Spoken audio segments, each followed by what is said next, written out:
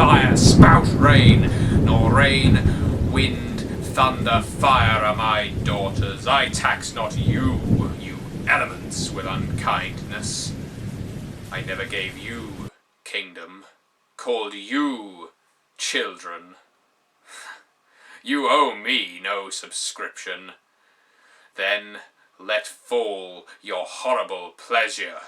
Here I stand, your slave, a poor, infirm, weak, and despised old man. Welcome to the Gentleman's Guide to Gaming, and my review of Forsooth, being a role-playing game of Shakespearean proportions. Verily, 'tis a role-playing game, well, doth make me think, wherefore art thou a role-playing game? For surely thou art a storytelling game, for there is no master of games in Forsooth. Indeed, there is little roll of the dice in Forsooth. Rather, it is more akin to its peers, the extraordinary adventures of Baron Munchausen and Fiasco. But alas, I feel I have cut myself to the quick, jumped ahead, and maybe it is from a bash upon the coxcomb that I feel addled as such. I will revert to the common parlance of our times. Hello. Now, this would drive anyone insane if you carried on talking like that for any length of time, unless you were from the Elizabethan era of our lovely country, England. I say our, my lovely country of England. And Forsooth, being a role-playing game of Shakespearean proportions, as it is advertised by Samuel Liberty and Kevin Spack, is a game in which you tend to speak in the Elizabethan lingo to some degree. Let us pare it down. This game is a storytelling game. It calls itself a role-playing game, and I suppose any game in which you play a character is a role-playing game, but by my definition it's a storytelling game. It's a game in which players crowd around a table, there is no GM, every single player controls the story at one point or another, directs it, pushes it in a certain way, and you're all trying to achieve a certain aim for your characters. It is a collaborative game, but in the same way it's slightly competitive, much like Munchausen, with the way that you have to award each other poker chips for depending on how well a story has gone. And again, with Fiasco, with positive dice, negative dice, and the like. In Forsooth, you start off by choosing a theme and a setting. So you do this collaboratively. You do this among your friends, the players, and you decide on, I don't know, the theme could be something as elaborate as "If you prick us, do we not bleed," to as simple as "There is a war brewing on the horizon," to an ill-tempered king takes his wrath out on the people. It could be anything. Anything that falls within the Shakespearean mould, or even outside of it. And the setting, it can be anything as diverse as in the setting of a harbour in Naples on a summer's morn, or it could be as elaborate as the fairy kingdom of Oberon and so forth. As long as you have a basic knowledge of Shakespeare, you should be able to pull out any setting. And indeed, the characters do not need to share names acquainted with the settings they are from. This book makes a very good point. After all, Midsummer Night's Dream is actually supposed to be set in Athens, and you have characters by the name of Mr. Bottom. Famously, in Romeo and Juliet, which is set in Verona, you have a house Montague and Capulet, neither of which are particularly Veronese in name, Montague especially. While Romeo is potentially. Anyhow, but that isn't a surname. I digress, as usual. So you can pick your theme and your setting between the group, and then it comes to picking your characters. Now, depending on the number of players you have in a game of Forsooth, you may need more than one character each. After all, what you are actually doing in this game is role-playing a play. So most plays have more than 3 characters in it, unless it's Waiting for Godot. But that wasn't by Shakespeare. So, You come up with your character's theme, first of all, the one-line sentence that describes him. It could be something as simple as a brutish braggart, it could be a conniving tyrant, it could be a villainous thinker, it could be a romantic gallant. Anything, any combination of words can sum up your character, and your character has to have a motivation that drives him throughout the course of the game / play, something that he or she wishes to achieve. So if you took someone like Iago from Othello, his motivation is to break down Othello, arguably, and ruin his relationship and his life, fill him with paranoia to the point of death. Whereas if you took someone a bit more light-hearted, I don't know, like Romeo, his motivation might be to live for love. You also have an oath. So a character's oath may well run counter to his motivation. In fact, it almost definitely should. Almost all characters in Shakespearean plays have some kind of code to their behaviour. They will act to a law that is dictated by, let's say, their creed. Look at Shylock, for example. Or maybe just their surroundings. And this often comes into conflict with their motivation, or their motivation triggers something that means they have to either fulfill their oath or break their oath. Take Tybalt, for example, from Romeo and Juliet.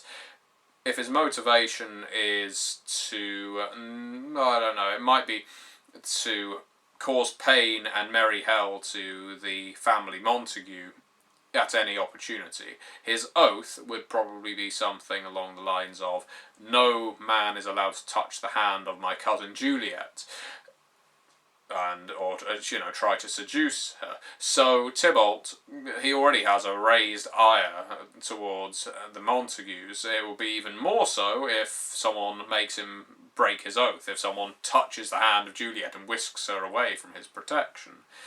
So you create these multifaceted characters. It would be very dull if someone's motive was, I want to get married, and their oath is, I will be married by the end of the day, because that is a thoroughly one-dimensional character, more akin to something from a Sheridan play than a Shakespeare. And interestingly, speaking of Sheridan, this game, the objectives for the characters are, you either have to end up married or dead by the end of the game. That doesn't mean your motivation has to be anything to do with either of those two, but the game only ends once all characters are either married or dead. I don't mean all of them have got to be married or all of them have got to be dead, but they've got to be one or the other. So, this is where I get the sort of Sheridan feeling from, because he insists on marrying off his characters.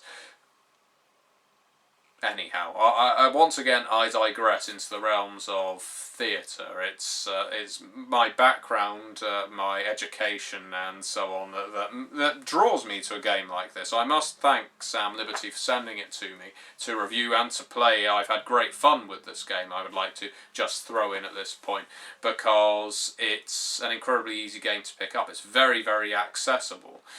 Most people are familiar with the works of Shakespeare. Most people are aware of the basic premise of many of his plays, and so it's a game that isn't necessarily as daunting as something like The Extraordinary Adventures of Baron Munchausen, where you do actually have to come up with these extraordinary plots on the fly. Saying that, it is a game of comedy as well as the tragedy and drama and so on that come in many Shakespearean plays, which leads us into the performance.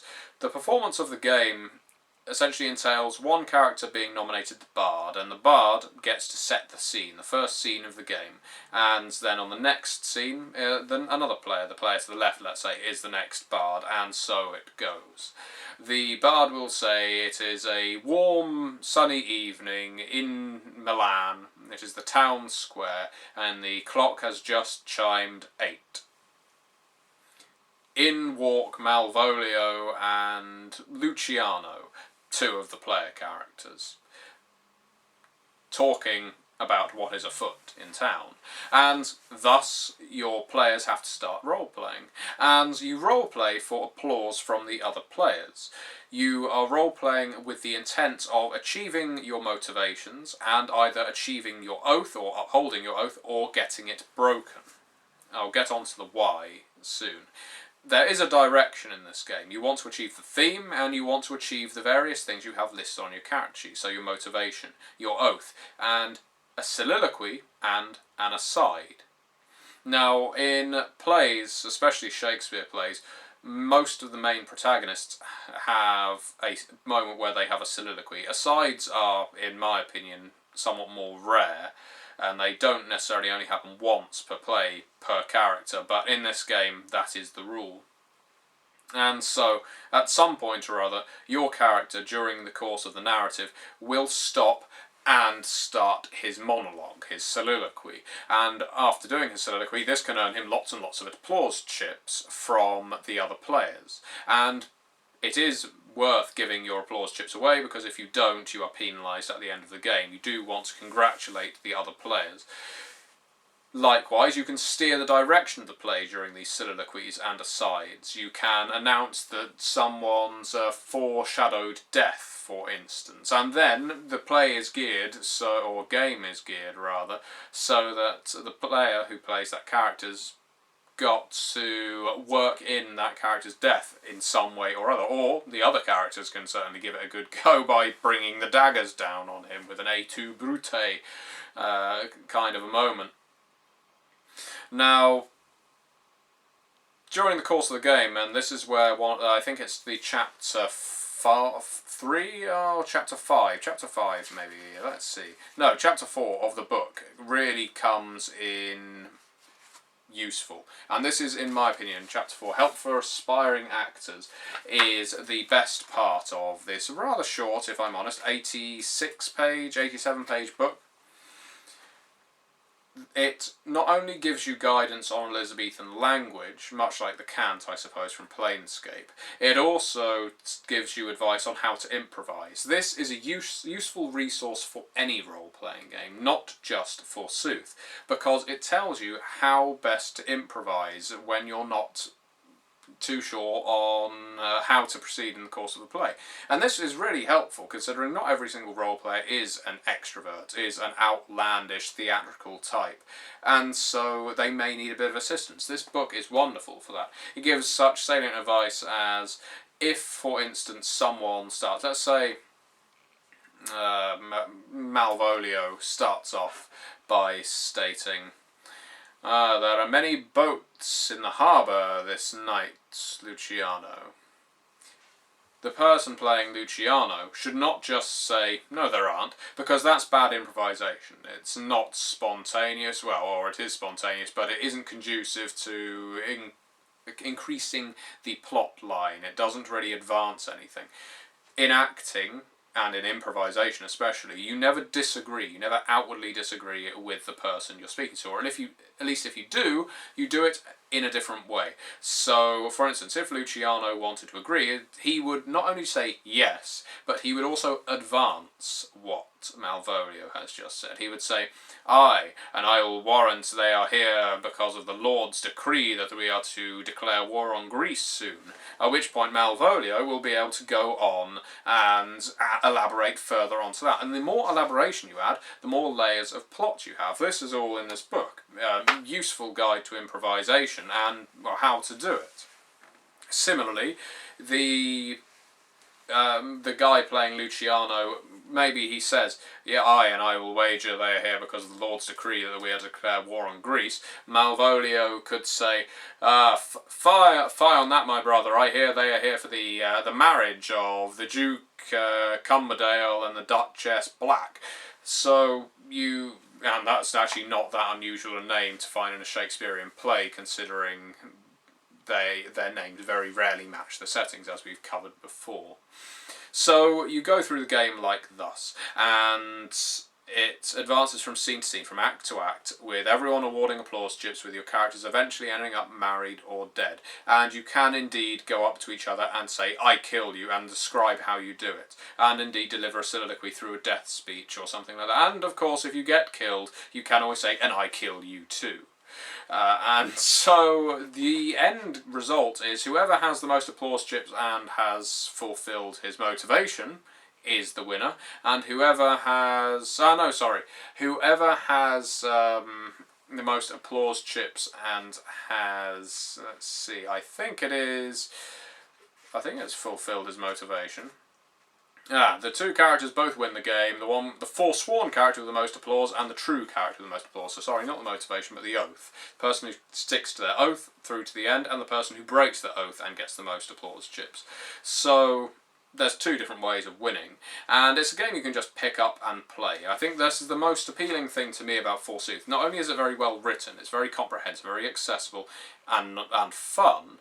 It's the sort of game I love because you don't need to prepare it. Far from it. It is a game that triggers spontaneous improvisation. It makes you exercise your creative muscle because you pick it up and you say to your friends, "Let's have a game of this." They will all stand up and they will say, "Huzzah!" Because this is the kind of game that really gets you good practice on improvisation for any other role-playing game, really, or acting in general. I would say this is a good tool for the aspiring dramatic sorts. All us queens. Anyhow. I very much recommend this. It's a steal at the price. It's a damn good book, and as I say, I'm very grateful for it being sent it because I've played it. It is very, very good fun, and it does have, if you are struggling to come up with settings and themes or a play in which to play, there are examples in the back of the book. There are, let's see, there's a Romeo and Juliet comedy version. There's a version of Hamlet where Hamlet just pretty much bumps off the king straight away and declares himself king. And there's some plays that have just been made up, not pulled from Shakespeare's back catalogue. There's also nice quick reference guides. There's character sheets that you can photocopy for the purposes of the game. Nice little lexicon and rules for setting up sequels, because some Shakespeare plays did have sequels. So, Forsooth. I recommend it very, very much, and I hope you check it out because it's a damn good game. And if you like Munchausen and you like Fiasco, or you like one, not the other, you could do a hell of a lot worse than purchasing Forsooth. Thank you very much for watching.